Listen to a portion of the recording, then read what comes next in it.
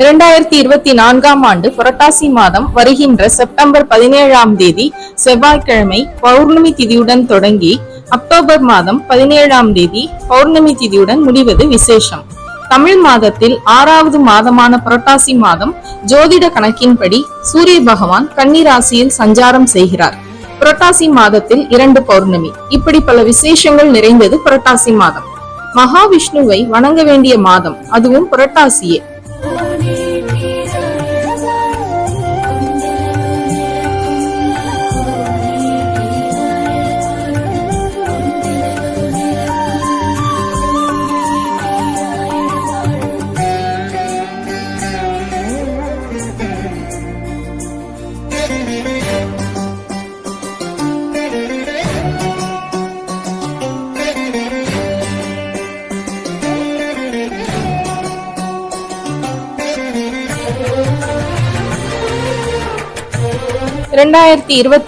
புரட்டாசி மாதம் 16ஆம் தேதி, அதாவது அக்டோபர் மாதம் 2ஆம் தேதி புதன்கிழமை மாலைபட்ச அமாவாசை.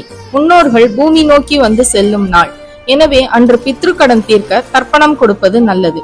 மேலும் அம்பிகை வழிபாடான நவராத்திரி அக்டோபர் 3ஆம் தேதி வியாழக்கிழமை தொடங்கி 9 நாட்கள் அக்டோபர் 12ஆம் தேதி சனிக்கிழமை விஜயதசமியுடன் நிறைவடைகிறது. எனவே புரட்டாசி மாதம் இறைப்பணிக்கான மாதமாகும்.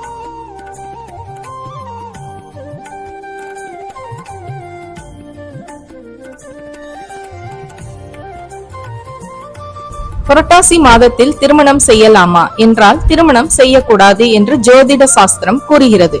இறைப்பணி, தர்ப்பணம், நவராத்திரி என இறைவனை வணங்கி விரதம் இருந்து கேட்ட வரம் அளிக்கும் மாதம் புரட்டாசி மாதம். எனவேதான் திருமணம் செய்ய மாட்டார்கள். அதற்கு பதிலாக சித்திரை, வைகாசி, ஆவணி, தை மற்றும் பங்குனி மாதங்களில் திருமணம் செய்ய உகந்த மாதங்கள் ஆகும்.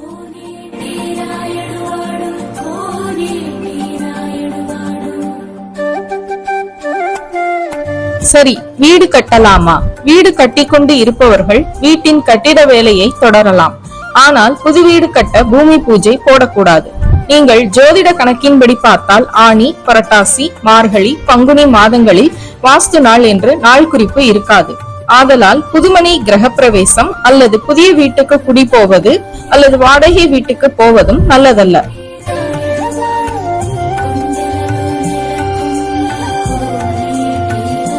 சரி, வளைகாப்பு செய்யலாமா என்ற கேள்விக்கு ஒற்றைப்படை மாதமாக 5, 7, 9 என்று இருந்தால் செய்யலாம்.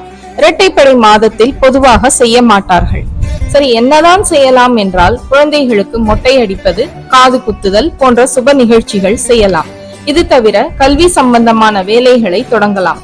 மற்றபடி இறை வழிபாடு சம்பந்தமான அனைத்து வேலைகளையும் தொடங்கலாம். புரட்டாசி மாதம் இறைவனிடம் கேட்டு வரம் பெற வேண்டிய மாதம். எனவே சனிக்கிழமை பெருமாள் கோவிலுக்கு சென்று விரதமிருந்து வழிபடுவது குடும்பத்தில் மகிழ்ச்சியும் சுபகாரியங்கள் தடையில்லாமல் நடைபெறும், ஆரோக்கியமான வாழ்வும் அமையும். இது போன்ற ஆன்மீக செய்திகளுக்கு பத்மம் யூடியூப் சேனலை சப்ஸ்கிரைப் பண்ணுங்க.